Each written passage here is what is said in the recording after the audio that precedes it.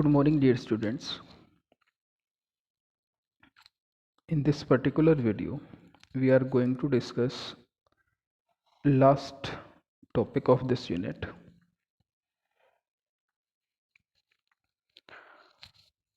Methods to express concentration of a solution. The basic idea behind this is what are solutions and how can we explain or express concentration of a solution. So solution, as you all know, you already deal this term in 9th class. Solution is nothing but it is a homogeneous mixture of two or more components. Homogeneous mixture आपको पता है बेटा, एक ऐसा mixture होता है जिसकी composition uniform होती है through out.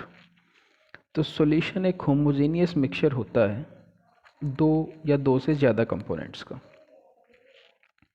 Depending upon the number of components solution में बी बाइनरी और ternary and quaternary and so on. यदि किसी सॉल्यूशन के अंदर दो कंपोनेंट हैं तो ऐसे सॉल्यूशन को हम बाइनरी सॉल्यूशन कहते हैं। 3 है टर्नरी सॉल्यूशन, 4 है quaternary solution and so on. जो हमें मेनली पढ़ना है बेटा इन 11th एंड 12th वो है हमारे पास this is binary solution. Binary solution को हमें डील करना है बहुत अच्छे से। बाइनरी सॉल्यूशन में आप ऑलरेडी पढ़ के आए हो बेटा, इसमें दो कंपोनेंट होते हैं, एक जिसको आप सोल्यूट कहते हो जो कम अमाउंट में होता है और दूसरा होता है सोलवेंट जो ज़्यादा अमाउंट में होता है। So this is your all about binary solutions. Solutions having है बेटा, इसको ठीक कर लीजिएगा please. This is solutions having two components are known as binary solutions. Component which present in large amount is known as solvent, and while component which present in lesser amount is known as solute. तो binary solution के जो दो component होते हैं बेटा वो होते हैं सोल्यूट एंड सोलवेंट। सोल्यूट को यूजुअली हम रिप्रेजेंट करेंगे बी से और सोलवेंट को रिप्रेजेंट करेंगे ए से। इस ए और बी की जगह बेटा ये अलग अलग बुक्स की नोटेशन है, यहाँ हम 1 2 भी यूज़ करते हैं और इसी को हम ए और बी भी यूज़ करते हैं। मीन्स सोल्यूट को हम ए एज्यूम करते हैं, सोलवेंट को बी एज्यूम करते हैं। बट हम जो यहाँ नोटेशन यूज़ करेंगे वो यही करेंगे, आप ध्यान रखिएगा इसको। जब भी मैं सोल्यूट की बात करूँगा तो इसका मतलब है मैं बी कंपोनेंट की बात कर रहा हूँ, और जब मैं सोलवेंट की बात करूँगा तो इसका मतलब है कि मैं ए कंपोनेंट की बात करता हूँ। ऐसे सॉल्यूशंस जिनके अंदर वाटर सोलवेंट होता है उनको एक्वस सॉल्यूशंस कहा जाता है बेटा। जिनके अंदर वाटर सोलवेंट होता है they are known as aqueous solutions, और जिनमें वाटर सोलवेंट नहीं होता है अदर देन वाटर यदि कोई सोलवेंट होगा तो ऐसे सॉल्यूशंस को हम नॉन एक्वस सॉल्यूशंस कहते हैं।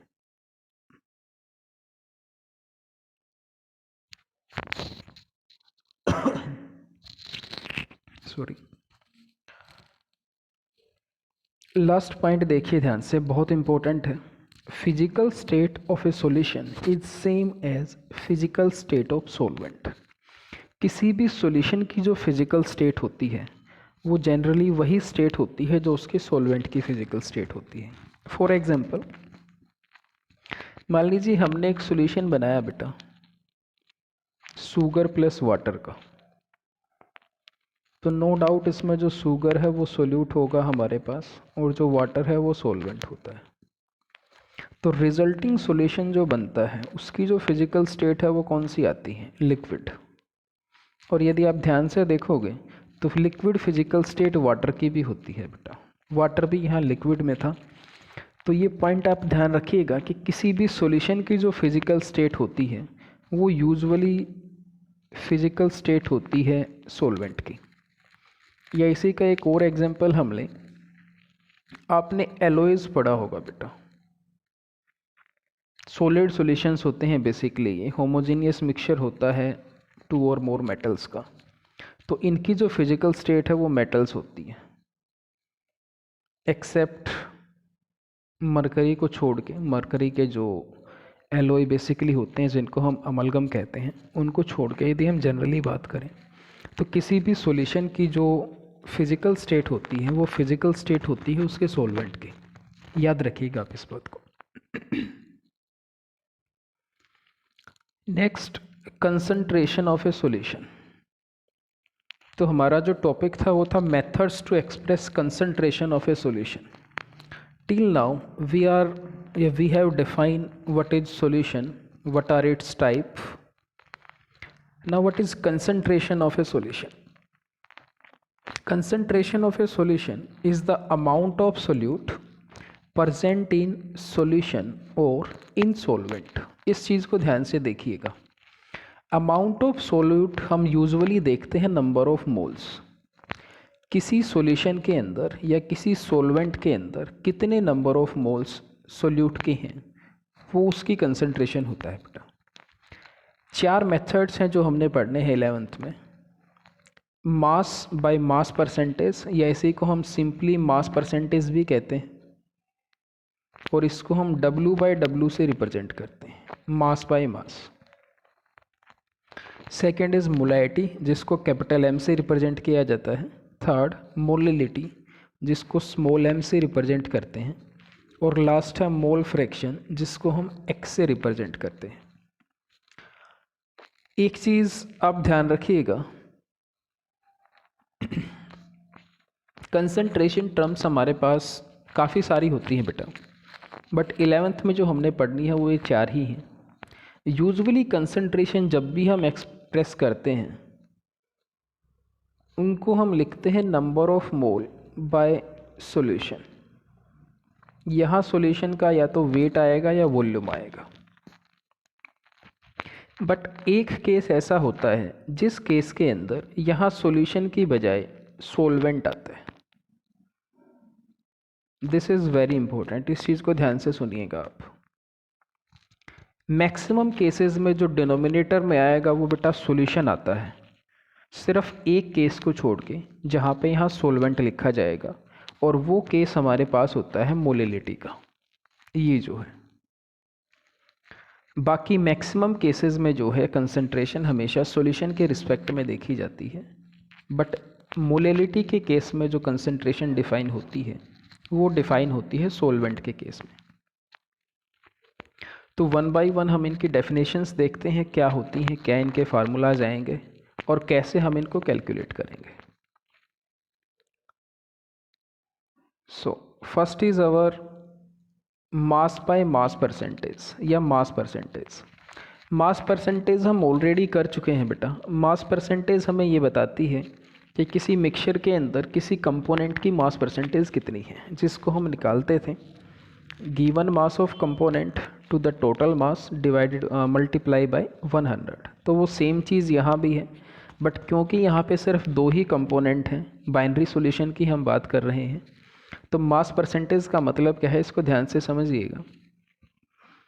It is define as the amount of solute in grams present in 100 gram of solution. यदि हमारे पास 100 ग्राम सॉल्यूशन है तो उस 100 ग्राम सॉल्यूशन में कितने ग्राम सोल्यूट प्रेजेंट हैं उसको हम कहेंगे mass percentage of solute. Similarly यदि हम सॉल्वेंट की मास परसेंटेज देखेंगे तो इसका मतलब हो जाएगा 100 ग्राम सॉल्यूशन के अंदर कितने ग्राम सॉल्वेंट प्रेजेंट है। मास परसेंटेज का जो फार्मूला होता है बेटा, देखो नीचे लिखा हुआ है यहाँ पे, weight by weight percentage of solute. Solute को हमने B माना था, तो इसकी मास परसेंटेज का फार्मूला क्या आएगा, given mass of solute W divided by weight of solution. Weight of solution किसके बराबर आएगा बेटा, total weight सोल्वेंट plus solute multiply by 100, क्योंकि हम परसेंटेज निकाल रहे हैं। अब देखो इसमें यदि आप यूनिट की बात करते हो तो मास न्यूमरेटर में भी है, डिनोमिनेटर में भी मास है, तो मास मास का जो रेशियो आएगा वो हमेशा कैसा आएगा, यूनिटलेस। तो मास परसेंटेज की कभी भी कोई यूनिट नहीं होगी, याद रखिएगा इस चीज़ को। ये ऊपर भी लिखा हुआ है, देखो, mass percentage of a component is always unitless. इस चीज़ का मीनिंग क्या है बेटा? देखो, जैसे मान लीजिए मैं आपको लिखता हूँ कि ए solution is 20% of NaOH by mass. तो चलिए मैं यहाँ एक्वस सॉल्यूशन लिख देता हूँ। Aqueous solution is 20% of NaOH by mass. तो इसका मतलब ये है कि हमारे पास एक एक्वस सॉल्यूशन है और उस एक्वस सॉल्यूशन का वेट यदि 100 ग्राम है तो उस 100 ग्राम में 20 ग्राम क्या प्रेजेंट होगा? NaOH। तो यदि 20 ग्राम NaOH प्रेजेंट है तो रिमेनिंग जो वेट आएगा वो किसका आएगा बेटा? वाटर का, जो यहाँ सोलवेंट का काम करेगा। तो वाटर का वेट कितना आएगा? 80 ग्राम्स। न्यूमेरिकल्स में इस कंसंट्रेशन टर्म का डायरेक्ट यूज़ होता है, आप ध्यान रखिएगा इसको। यदि कभी भी मास परसेंटेज दी जाती है तो इसका मतलब ये है कि वो यूजुअली सोल्यूट की दी जाती है, तो जितनी परसेंटेज दी गई है वो सोल्यूट का मास होगा, और उसको यदि आप 100 में से सब्ट्रैक्ट कर दोगे तो हमारे पास मास आ जाएगा सॉल्वेंट का। एंड सेकेंड, ये यूनिट लेस होती है, this is also very important. Next is molarity, जिसको हमने कैपिटल M से रिप्रेजेंट किया था। It is defined as the number of moles of solute present in 1 litre of solution. 1 litre solution में कितने नंबर ऑफ मोल्स सोल्यूट के present हैं उसको कहा जाता है मोलैरिटी। अब नंबर ऑफ मोल्स का हम एक फार्मूला देखे थे बेटा, मैं ये ऑलरेडी करा चुका हूँ, आप नोट्स में देखिएगा। नंबर ऑफ मोल्स को हम N से रिप्रेजेंट करते हैं, और क्योंकि मुझे सोल्यूट चाहिए तो सोल्यूट को हमने रिप्रेजेंट किया था B से। तो नंबर ऑफ मोल्स किसके बराबर आएगा? In the term of mass, given mass of solute by molar mass of solute. So इसी फार्मूले का हम यूज़ करेंगे आगे जब इसका हम एक्सप्रेशन देखेंगे। So molarity is nothing but number of moles of solute by volume of solution in litre. तो नंबर ऑफ मोल्स को हमने लिखा NB और volume of solution in litre same है यहाँ भी। नेक्स्ट देखो, NB की हमने वैल्यू पुट कर दी WB/MB, given mass by molar mass, into 1000 upon volume in ml। अब ये चेंज क्यों हुआ है? देखो बेटा, यदि वॉल्यूम लीटर में है तो फिर हमारा जो फार्मूला रहेगा वो यही रहेगा जो यहाँ था। लेकिन यदि वॉल्यूम किसी सॉल्यूशन का मान लो ml में दे दिया जाए तो ये रिलेशन हमें पता है कि 1 लीटर किसके बराबर होता है? 1000 ml के। तो 1 ml किसके बराबर आएगा? 1/1000 लीटर के। तो ml को जब आप लीटर में चेंज करोगे तो ये जो 1000 है वो मल्टीप्लाई होने के बाद कहाँ चला जाएगा? यहाँ आ जाएगा बेटा। यदि इसकी यूनिट की बात करोगे आप तो नंबर ऑफ मोल्स की यूनिट जो हमारे पास होती है वो होती है मोल, और वॉल्यूम की यूनिट होती है लीटर। तो जो यूनिट आएगी वो आएगी मोल पर लीटर या मोल पर लीटर। दोनों को लिखने का तरीका थोड़ा सा अलग है, यूनिट सेम रहेगी बेटा। नेक्स्ट, मोलेलिटी, जिसको हमने स्मॉल m से रिप्रेजेंट किया था। और मोलेलिटी के केस में मैंने बताया था कि ये बेटा हमेशा सोलवेंट के रिस्पेक्ट में डिफाइन होती है। This is very important point, याद रखिएगा इसको। अकेली ऐसी कंसंट्रेशन टर्म है जो सोलवेंट के रिस्पेक्ट में डिफाइन है, बाकी जितनी भी टर्म्स होती हैं वो सारी की सारी सॉल्यूशन के रिस्पेक्ट में डिफाइन होती हैं बेटा। सो मोलेलिटीज़ क्या है? देखो, it is defined as the number of moles of solute present in 1 kilogram of solvent. यदि मैं मोलैरिटी को कंपेयर करता था तो वो मोलैरिटी थी number of moles of solute present in 1 litre of solution. तो जो डिफरेंस अराइज हुआ वो यहाँ पे हुआ है बेटा। वहाँ आता था 1 लीटर ऑफ सॉल्यूशन और यहाँ आया है 1 किलोग्राम ऑफ सोलवेंट। तो सिमिलर तरीके से हम फार्मूला ड्राइव करेंगे इसका, number of moles of solute bye weight of solvent in kg। Number of moles को हमने NB लिखा, सोलवेंट को हमने A माना था तो इसको हमने लिख लिया WA। इस चीज़ को ध्यान में रखिएगा बेटा, ये WA जो है ये गिवन वेट है सोलवेंट का, ये मोलर मास नहीं है किसी भी सोलवेंट का, ध्यान रखिएगा इस चीज़ को। जब हम न्यूमेरिकल्स करेंगे ये चीज़ आपको क्लियर होगी वहाँ पे, बट अभी के लिए आप इसको ध्यान रखिएगा। This weight of solvent is non not it's molar mass, it is given mass in numericals जो होगा बेसिकली। सिमिलर तरीके से यहाँ भी यूज़ किया है कि यदि ये किलोग्राम की बजाय ग्राम में आ जाए तो ये 1000 से मल्टीप्लाई हो जाएगा, क्योंकि ये हमें पता है 1 किलोग्राम किसके बराबर होता है, 1000 ग्राम्स के। चलिए यूनिट निकालोगे तो यूनिट आएगी मोल पर केजी, क्योंकि नंबर ऑफ मोल की यूनिट होती है मोल, और किलोग्राम की यूनिट हमें पता है क्या होगी, किलोग्राम बेसिकली यूनिट होती है किसकी, वेट की।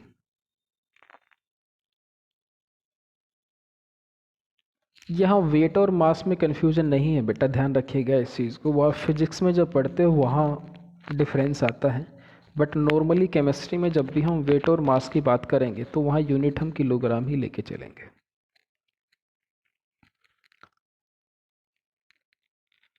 लास्ट जो हमारे पास यूनिट थी that is mole fraction. Mole fraction क्या होती है बेटा, it is the ratio of number of moles of a component to the total number of moles present in the solution. हमने सॉल्यूशन में दो कंपोनेंट माने हैं बेटा बाइनरी में, ए और बी। सपोज कीजिए ए के नंबर ऑफ मोल Na हैं और बी के नंबर ऑफ मोल Nb हैं। तो यदि मैं Na या Nb की मोल फ्रैक्शन निकालता हूँ सोल्यूट या सोलवेंट की, तो सपोज कीजिए हमने सोलवेंट की निकाली XA, ये किसके बराबर आएगी, जितने इसके नंबर ऑफ मोल प्रेजेंट है Na divide by Na plus Nb। इसको आप थोड़ा सा ठीक कीजिएगा, ये Na है बेटा नो, इसमें स्टार्टिंग में जो लिखा गया है Na upon Nb। Similarly XB की यदि आप बात करोगे तो number of moles of solute by Na plus Nb, number of moles of solution means total number of moles. जहाँ तक बात यूनिट की है तो यहाँ भी बेटा कोई यूनिट आती नहीं है, क्योंकि यहाँ यदि आप देखोगे यहाँ भी यूनिट मोल आएगी और इन दोनों को ऐड करने से भी यूनिट मोल आएगी, तो मोल से मोल कैंसिल आउट होगा, तो ये क्वांटिटी भी हमेशा कैसी होगी, यूनिटलेस। यहाँ एक इम्पोर्टेंट रिजल्ट और आता है, यदि आप XA और XB को ऐड कर दो, मीन्स दोनों के मोल फ्रैक्शंस को यदि आप ऐड करोगे तो ये रिजल्ट हमेशा 1 के बराबर आएगा, चाहे जितने मर्जी कंपोनेंट हो बेटा। यदि 2 हैं तो 2 के लिए 1 के बराबर आएगा, 3 होंगे तो इसमें XCB ऐड हो जाएगा, तब भी ये 1 के बराबर रहेगा, यूनिट लेस होगी। और ये रिजल्ट यहाँ लिखा हुआ है बेटा, याद रखिएगा, इंपॉर्टेंट है ये न्यूमेरिकल्स पॉइंट ऑफ व्यू से। एक लास्ट पार्ट हमारा रहता है molarity in terms of mass percentage and density of solution. यदि मान लीजिए आपको किसी सोल्यूट की मास परसेंटेज दे दी जाए, सोल्यूट की मास परसेंटेज और डेंसिटी ऑफ सॉल्यूशन यदि दे रखी हो, तो वहाँ मोलैरिटी का एक अल्टरनेट फार्मूला ड्राइव होता है हमारे पास, जो हम डायरेक्ट यूज़ करेंगे न्यूमेरिकल्स में। डेरिवेशन हमारे सिलेबस का पार्ट नहीं है बेटा, बट फिर मैंने इसको एक्सप्लेन किया है कि हमने ड्राइव कैसे किया है। देखिएगा एक बार, डेंसिटी ऑफ सॉल्यूशन हमारे पास क्या होती है, डेंसिटी आप सभी को पता है वेट अपॉन वॉल्यूम या मास अपॉन वॉल्यूम होती है बेटा। तो डेंसिटी ऑफ सॉल्यूशन की यदि मैं बात करूँगा तो ये हो जाएगा weight of solution bye volume of solution. अब किसी भी सॉल्यूशन का जो वेट होता है वो किसके बराबर होगा, wait of solvent plus weight of solute divide by volume of solution. तो जो फर्स्ट रिजल्ट हमने लिखा है इक्वेशन फर्स्ट, वो यही है जो हमने यहाँ लिखी हुई है कि किसी भी सॉल्यूशन की जो डेंसिटी आएगी वो ये आएगी। सेकंड, यदि मैं सोल्यूट की मास परसेंटेज निकालता हूँ, जिसको हमने अभी पहले किया था, तो सोल्यूट की जो वेट परसेंटेज आएगी ये किसके बराबर आएगी, इसको हमने y एज्यूम किया है लास्ट में, तो ये बराबर आएगी जितना वेट B का है divide by total weight of solution multiply by 100। तो इस चीज़ को पुट किया, यहाँ से आएगी इक्वेशन 2। अब इन दोनों में हमने क्या किया है बेटा, इक्वेशन 2 से जो वॉल्यूम ऑफ सॉल्यूशन आएगा उसको हमने इक्वेशन 1 से जो वॉल्यूम ऑफ सॉल्यूशन आएगा उसको हमने इक्वेशन 2 में यूज़ किया है। तो इसको जब आप 2 में यूज़ करोगे तो क्या रिजल्ट आएगा, देखो बेटा, molarity is equals to WB/MB हमारे पास था, इंटू 1000 था मोलैरिटी के फार्मूले में। अब यहाँ वॉल्यूम ऑफ सॉल्यूशन की वैल्यू क्या आएगी, देखो वॉल्यूम ऑफ सॉल्यूशन को यहाँ ले जाओ, डेंसिटी ऑफ सॉल्यूशन यहाँ आ जाएगी। तो ये किसके बराबर आएगा, WA + WB, और डेंसिटी ऑफ सॉल्यूशन चली जाएगी ऊपर की तरफ। अब ध्यान से देखो इस चीज़ को आप, ये जो रेशियो है बेटा, इसको मैं देखो अलग पेन से शो कर रहा हूँ, WB/WA/WB, ठीक है जी। और इसको यदि मैं इस 100 से मल्टीप्लाई भी कर दूँ तो ये रेशियो किसके बराबर आएगा, this is your same as weight percentage या मास परसेंटेज ऑफ B, जिसको हमने Y माना है। तो यदि मैं इसको थोड़ा सा रीअरेंज करके लिखता हूँ तो मेरे पास जो फार्मूला आएगा that comes out to be molarity is equals to Y into यहाँ D बचेगा और 10 बचेगा, D into 10 divide by MB, molar mass of solute. तो लास्ट रिजल्ट जो आएगा वो ये आएगा बेटा। तो इस चीज़ को ध्यान रखिएगा, जब भी किसी न्यूमेरिकल के अंदर यदि आपको डेंसिटी ऑफ सॉल्यूशन दे रखी हो और मास परसेंटेज ऑफ सोल्यूट दिया हो और यदि वहाँ आपसे मोलैरिटी कैलकुलेट कराता है तो वहाँ पे ये फार्मूला यूज़ होता है बेटा, ध्यान रखिएगा इस चीज़ को। So this is all about concentration terms. Concentration term किसी सॉल्यूशन की हैं क्या, कैसे आप उनको एक्सप्रेस करोगे, तो इनको हम एक बार जल्दी से रिवाइज़ करते हैं और फिर कुछ सिलेक्टेड से न्यूमेरिकल्स हैं जिनका मैं हिंट दूंगा आपको और उनको आप ट्राई करके देखोगे। तो सॉल्यूशन हमारे पास होमोजेनियस मिक्सचर था बेटा, 2 या 2 से ज़्यादा कंपोनेंट का, और यदि उसमें 2 कंपोनेंट होते हैं तो उसको हम बाइनरी कहते हैं, जिसको हमने मेनली पढ़ना है। तो बाइनरी सॉल्यूशन में जो 2 कंपोनेंट होते हैं, एक को सोल्यूट कहा जाता है, दूसरे को सोलवेंट कहा जाता है। जो लार्ज अमाउंट में होता है वो सोलवेंट होता है, जो कम अमाउंट में होता है वो सोल्यूट होता है। यदि किसी सॉल्यूशन में वाटर सोलवेंट का काम करता है तो ऐसे सॉल्यूशन को हम एक्वस सॉल्यूशन कहते हैं। और ये चीज़ मैंने बार बार बताई है, आपको ध्यान रखिएगा इसको। फिजिकल स्टेट जो होती है किसी भी सॉल्यूशन की, वो उसकी सोलवेंट की फिजिकल स्टेट के बराबर ही होती है हमेशा। कंसंट्रेशन किसी भी सॉल्यूशन की किसके बराबर होती है, this is nothing but this is the amount of solute present in solution और इन सोलवेंट। सोल्यूट का कितना अमाउंट प्रेजेंट है सॉल्यूशन या सोलवेंट के अंदर, और सोलवेंट में सिर्फ एक ही कंसंट्रेशन टर्म है जो डिफाइन है, जिसको हम मोलैलिटी कहते हैं। मास परसेंटेज आप पढ़ चुके हो ऑलरेडी, यूनिट लेस होती है और ये इसका फार्मूला आएगा। मोलैरिटी होती है number of moles present in 1 litre of solution. 1 litre solution में कितने नंबर ऑफ मोल्स प्रेजेंट हैं, that is known as molarity. Molality की बात करोगे तो ये सोलवेंट में डिफाइन होती है, this is nothing but number of moles present in 1 kilogram of solvent. Mole fraction number of moles का रेशियो होती है। किसी भी कंपोनेंट की यदि आप मोल फ्रैक्शन निकालते हो तो उस सॉल्यूशन में उस कंपोनेंट के कितने नंबर ऑफ मोल्स हैं divided by the total number of moles. और एक लास्ट में हमने ये रिलेशन ड्राइव किया है, जब हमें मोलैरिटी निकालनी हो और हमें मास परसेंटेज दे रखी हो सोल्यूट की और डेंसिटी ऑफ सॉल्यूशन दी गई हो। नाउ कुछ न्यूमेरिकल्स हैं बेटा, देखते हैं इनको एक बार। फर्स्ट देखिए आप, ए solution is 25% water, 25% ethanol and 50% acetic acid by mass. Calculate the mole fraction of each component. तो मैं इसको थोड़ा सा हाईलाइट करता हूँ कैसे आप करोगे। इसके आंसर्स आप निकालोगे और फिर मुझे बताओ भी कि आंसर क्या आए हैं। सबसे पहली चीज़ देखो, ये जो है बेटा इसमें 3 कंपोनेंट दिए गए हैं आपको, वाटर है, इथेनॉल है और एसिटिक एसिड है। तो वाटर आपको पता है H2O होता है, इथेनॉल आपको पता है C2H5OH होता है, और एसिटिक एसिड होता है बेटा CH3COOH, जिसका आयुपैक नेम होता है इथेनोइक एसिड। तो 3 कंपोनेंट हैं, तो ये टर्नरी सॉल्यूशन है बेटा, पहली बात तो है ये। और हमें निकालना है मोल फ्रैक्शन। तो मोल फ्रैक्शन के लिए हमें चाहिए नंबर ऑफ मोल्स,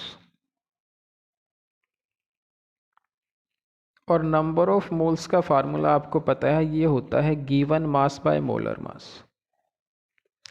अब ध्यान से क्वेश्चन को देखो, ये जो दिया गया है ये बाई मास दिया गया है बेटा। बाई मास का मतलब ये है कि यदि 100 ग्राम टोटल सॉल्यूशन का वेट है तो उसके अंदर 25 ग्राम वाटर है, 25 ग्राम इथेनॉल है और 50 ग्राम क्या है, एसिटिक एसिड।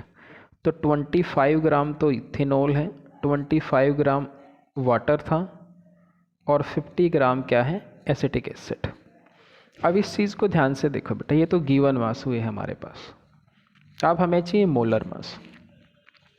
तो वाटर का मोलर मास आपको पता है 18 होता है, ऑलरेडी आप पढ़ के आए हो ये चीज़। इथेनॉल का यदि आप निकालोगे तो ये आएगा, एक कार्बन का होता है 12, तो 24 तो ये हो जाएगा, और 6 ये हाइड्रोजन, 24 + 6 30, 30 + 16 46 हो जाएगा बेटा, 46। आप निकाल के देख लीजिएगा, ये ऑलरेडी मैं करा चुका हूँ। और इसमें यदि आप मास देखोगे तो इसके अंदर 2 कार्बन है, तो 24 तो इनका हो जाएगा, प्लस 4 हाइड्रोजन है, 4 ये हो जाएगा आपके पास, और 2 ऑक्सीजन है तो 32 ये हो जाएगा। तो इस सारे को यदि आप ऐड करोगे तो ये हो जाएगा आपके पास 28 और 32 मीन्स 60 हो जाएगा बेटा। तो यदि इस चीज़ को आप ध्यान से देखोगे, अब गिवन मास हमें पता है, मोलर मास हमें पता है, तो आप यहाँ से सबसे पहले इनके individually number of moles calculate कीजिए और उसके बाद आप इन तीनों के मोल फ्रैक्शंस निकालोगे। तीनों के मोल फ्रैक्शन निकालने की आपको ज़रूरत नहीं है बेटा, एक रिज़ल्ट हमने पढ़ा था कि XA + XB + XC = 1 होता है। टोटल मोल फ्रैक्शन का जो सम होगा, जितने भी कंपोनेंट हो चाहे वो हमेशा 1 के बराबर होता है।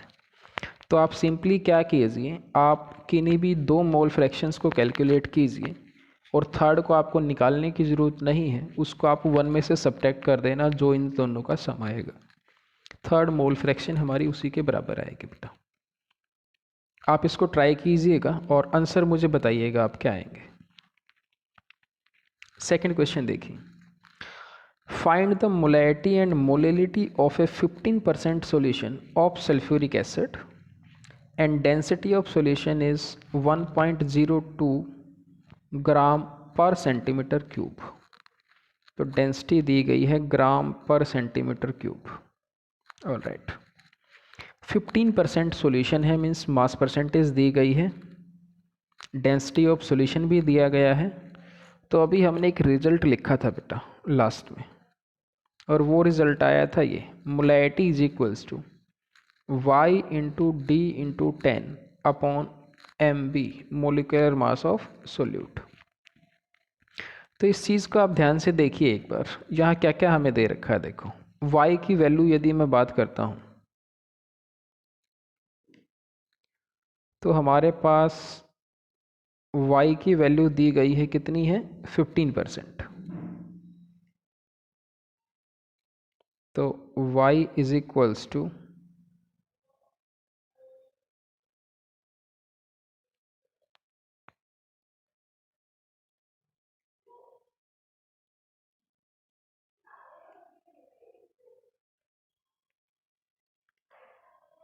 तो Y कितना दिया हुआ बेटा, 15। डेंसिटी कितनी दी हुई है, 1.020, 10 हमें पता ही है, और mb molecular mass of solute. अब सोल्यूट है H2SO4 बेटा, सल्फ्यूरिक एसिड का फार्मूला होता है H2SO4। इसका मास यदि आप निकालोगे ये आएगा बेटा 98 ग्राम। आप कैलकुलेट करके देख लीजिएगा, तो ये वैल्यू हो जाएगी 98। इन सभी को आप पुट कर देना, यहाँ से मोलैरिटी निकल जाएगी। तो एक पार्ट तो होगा ऐसे। नाउ सेकंड पार्ट कैसे होगा बेटा, इसमें साथ में देखो मोलैलिटी भी निकालनी। अब मोलैलिटी का जो फार्मूला हमारे पास आता था वो फार्मूला था ये, WB/MB into 1000 upon weight of solvent in gram. अब इस चीज़ को ध्यान से समझिएगा बेटा, ये 15% है। तो इसका मतलब ये है कि यदि हमारे पास 100 ग्राम सॉल्यूशन है टोटल, तो उसमें 15 ग्राम तो होगा सोल्यूट। तो यदि 15 ग्राम सोल्यूट है तो 85 ग्राम क्या होना चाहिए, सॉल्वेंट। अब देखो हमारे पास जो चाहिए वो सारी वैल्यू आ चुकी हैं बेटा। गिवन मास कितना है 15 gram, molar mass 98 gram into 1000 divide by weight of solvent. तो सॉल्वेंट का वेट कितना आया 85 ग्राम। तो इनको आप सोल्व करो, यहाँ से क्या आ जाएगा बेटा, मोलैलिटी। लास्ट पार्ट देखो, how many grams of NaOH should be dissolved to make 100 ml ऑफ 0.15 मोलर NaOH सोल्यूशन। आपको मोलैरिटी दी गई है किसी सॉल्यूशन की जो है 0.15। इसका वॉल्यूम कितना बना है सॉल्यूशन का, वो है 100 ml। आपको निकालना है WB, weight of solute required. तो NaOH का जो मोलर मास है आप निकालोगे, यह आएगा बेटा 40 ग्राम। तो यहाँ पे मोलैरिटी का फार्मूला आप पुट करो। मोलैरिटी हमने क्या निकाली थी, WB/MB इंटू 1000 अपॉन वॉल्यूम इन ml। तो 100 ml हमें वॉल्यूम दिया गया है, इन वैल्यूज़ को पुट करो और WB हमें कैलकुलेट करनी है बेटा। बाकी सारी चीज़ें हमें दी गई हैं, तो WB को एक तरफ रखो, बाकी सबको एक तरफ ले जाओ, यहाँ से सोल्व करो, आंसर आ जाएगा। इनके अलावा बेटा NCERT में कुछ और न्यूमेरिकल्स भी हैं, आप उनको ट्राई करके देखिएगा। इनसे रिलेटेड मैक्सिमम इसी तरीके से होंगे जैसा आपको बताया गया है। तो इस वीडियो को आप ध्यान से देखिएगा बेटा, जो भी डाउट्स हो आप पूछ सकते हैं। और ये वीडियो यदि आपको अच्छी लगी हो बेटा, तो इसकी प्लीज़ लाइक और इस चैनल को सब्सक्राइब कीजिएगा। Thank you, have a good day.